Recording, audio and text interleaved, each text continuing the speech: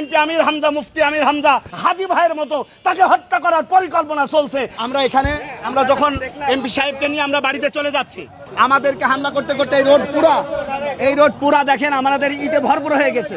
ফেসবুকে স্ট্যাটাস দিয়ে আসছে যে এমপি আমির হামজাকে হত্যা করে প্রায় 1-1.5 বছর আগের একটি আলোচনাকে কেন্দ্র করে তারা এখন মব সৃষ্টি করে এমপি আমির হামজার উপরে হত্যার উদ্দেশ্যে তারা হামলা করেছে। হ্যাঁ, আমরা জানি এটা হলো গণ অধিকার পরিষদ। আমরা জানি যে এখানে ছাত্র দলের কিছু পোলাপানো আছে এবং গণ অধিকার পরিষদের কিছু, বেশিরভাগ গণ অধিকার পরিষদের তারা আপনারা দেখবেন যে ফেসবুকে স্ট্যাটাস দিয়ে আসছে যে এমপি আমির হামজাকে হত্যা করবে। আমাদের কাছে স্ক্রিনশটও আছে, আপনারা চাইলে দিতে পারবো।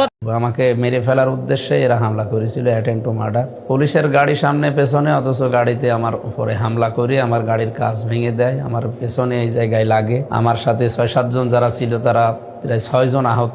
আসসালামু আলাইকুম রহমতুল্লাহ। সুপ্রিয় দর্শক, গতকালকে পরিকল্পিতভাবে বাংলাদেশ জামাতে ইসলামের এমপি মুফতি আমির হামজার উপর হামলা করা হয়েছে এবং ফেসবুকের স্ট্যাটাস দিয়ে মুফতি আমির হামজাকে হত্যার উদ্দেশ্যে হামলা করেছে গণ অধিকার পরিষদের নেতাকর্মীরা। মানে এর আগে বিএনপিরা, ছাত্র দলেরা অনেকবার চেষ্টা করে ব্যর্থ হয়েছে। এবার গণ অধিকার পরিষদকে লেলিয়ে দিয়েছে যে মুফতি আমির হামজাকে উপর হামলা করো বা হত্যা করো। গণ অধিকার এর এই বিকাশ নুরেদের পাংখা গজাইছে।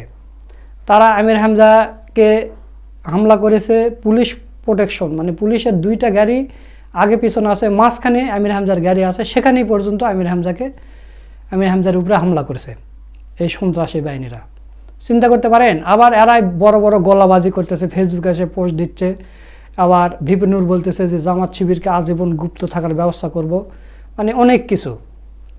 আপনি একটা জিনিস চিন্তা করেন, আমির হামজা তার প্রোগ্রাম শেষ করে আসতেছে আর এরা বিক্ষোভ সমাবেশ করতেছে, এই গণ অধিকার পরিষদ বিক্ষোভ করতেছে। এদের কোনো সারা বাংলাদেশে কিছু নেই, অথচ তারা বিক্ষোভ করতেছে যে আমির হামজা কোন পথে আসবে সেখানে বিক্ষোভ করতেছে। কি বিক্ষোভ করতেছে?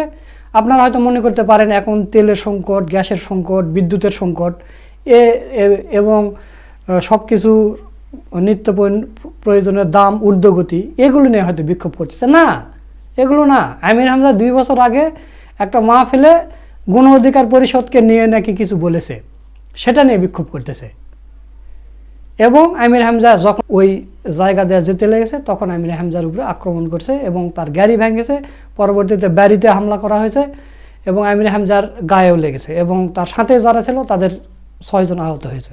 আমির হামজা নিজে সেটা সাক্ষাৎকার দিয়েছে, সেই ভিডিওটাই আপনাদের দেখাবো। তো দেখেন, একজন এমপির নিরাপত্তা কোথায়? নিরাপত্তা আছে? বাংলাদেশের বিরোধী দলের কোনো এমপির নিরাপত্তা নেই, কিন্তু বিএনপির এমপিদের নিরাপত্তা আছে। তো প্রিয় দর্শক, কীভাবে আমির হামজার উপর হামলা করা হয়েছে, কে কে হামলা করেছে এবং আমির হামজা কার কার নামে হত্যা মামলা করেছে, চলুন আমরা আমির হামজার মুখে শুনে আসি। আমাকে মেরে ফেলার উদ্দেশ্যে এরা হামলা করেছিল, অ্যাটেম্প টু মার্ডার। পুলিশের গাড়ি সামনে পেছনে, অথচ গাড়িতে আমার উপরে হামলা করে আমার গাড়ির কাঁচ ভেঙে দেয়, আমার পেছনে এই জায়গায় লাগে। আমার সাথে 6-7 জন যারা ছিল তারা প্রায় 6 জন আহত। আমি এখনই মামলা করতে যাব। এখানে গণ অধিকারের জেলা সেক্রেটারির নাম আব্দুল খালেক, এরপরে তৌকির, এর নাম তৌকির, এরপরে এই বাদের এইদিকে বাড়ি জহুরুল, সিরাজের ছেলে জহুরুল। আমি সবাইকে তো চিনি না, এরকম কিছু যাদের চিনি তারা, এদের নাম মেনশন করে আমি আজকে হত্যা মামলা দেব। আমাকে মেরে ফেলার উদ্দেশ্যে এরা হামলা করেছিল, অ্যাটেম্প টু মার্ডার। আসসালামু আলাইকুম রহমতুল্লাহ। প্রিয় দেশবাসী, আজকে 15ই আগস্ট 2026 আমি সারাদিন কুষ্টিয়া বিশ্ববিদ্যালয়, ইসলামী বিশ্ববিদ্যালয়ের আশপাশ নিয়ে প্রায় হরিনারায়ণপুরের 9টা ওয়ার্ডে বিভিন্ন মানুষের খোঁজখবর নিয়েছি। সেখানে তাদের সমস্যাগুলো শুনেছি এবং সমাধান করার জন্য আমি চেষ্টা চালাবো বলেছি। সন্ধ্যা 6:30টার দিকে আমি ওখান থেকে আসি। 6 রাস্তার মোড়ে আসার পরে শুনি গণ অধিকার পরিষদ নামে প্রায় 12-13 জন লোক এখানে মিছিল করছে। আমাদের নামে উস্কানিমূলক কথা বলা, গালি দেওয়া, বাবা মা তুলে বিভিন্ন রকমের কথা বলছিল।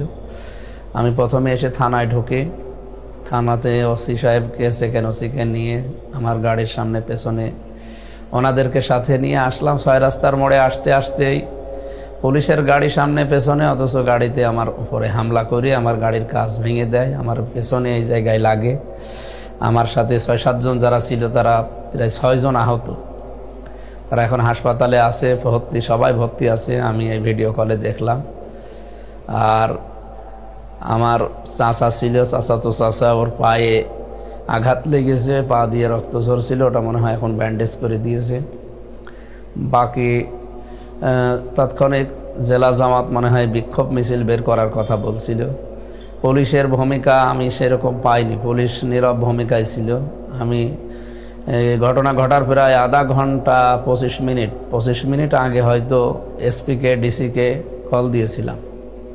ওনারা প্রায় 5-6 বার করে, এক একজনকে আমি 5 বার করে, এসপিকে 2-3 বার করে কল দিয়েছি, ডিসিকে ধরে নাই কেউ। ওনারা পরবর্তীতে ঘটনা ঘটার পরে ব্যাক করলো, বলছে আমরা একটা মিটিংয়ে ছিলাম।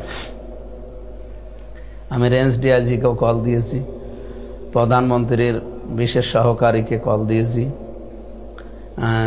আমার আমির জামাতকে জানিয়েছি। ওনারা ঘটনা শোনার পরে এটা পূর্ব পরিকল্পিত এবং এটা নেককারজনক ঘটনা। অবশ্যই এর পেছনে কারা কাজ করছে এটা আমরা জানি।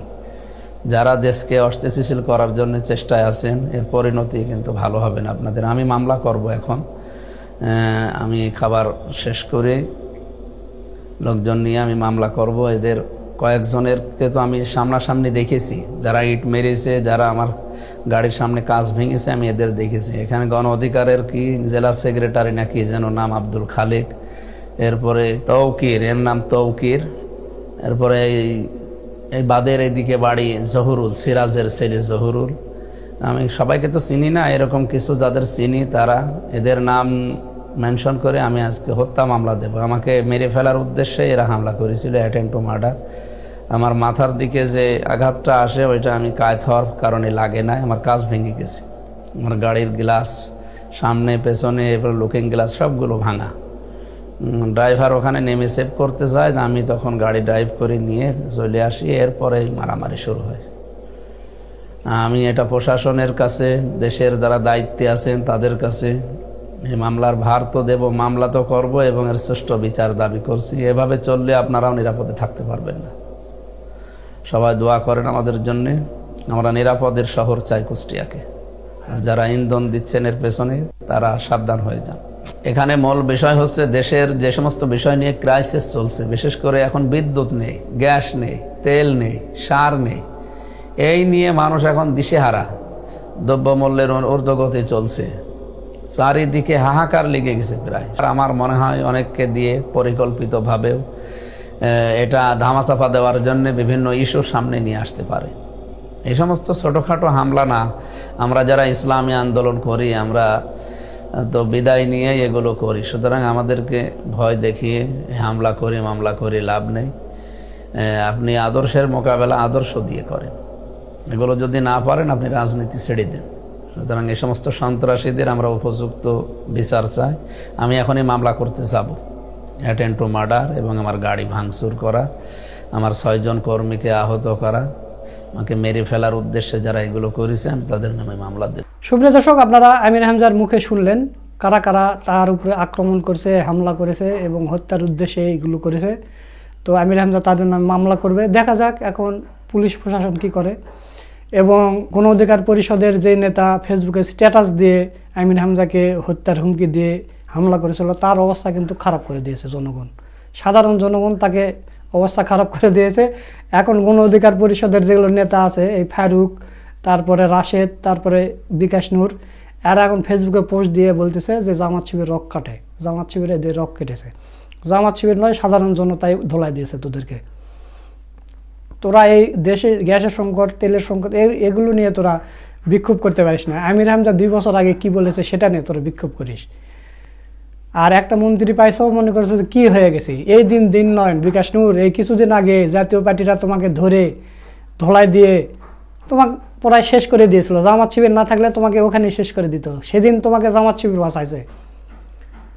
জাতীয় পার্টির মতো একটা দল তোমাকে সেদিন ধোলাই দিয়েছিল, জামাত শিবির বাঁচাইছে, আজকে সেটার প্রতিদান দিচ্ছ। এই দিন নয়, দিন আরও আছে, সামনে আরও অনেক দিন আসবে। আর এই সবগুলো কথাবার্তার সবগুলো ভিডিও হয়ে আকারে আছে, ভিডিও আকারেই থাকবে। তখন কোন দিকে পাল্টি মারো তখন দেখা যাবে তোমার রাজনীতি কোন দিকে যায়।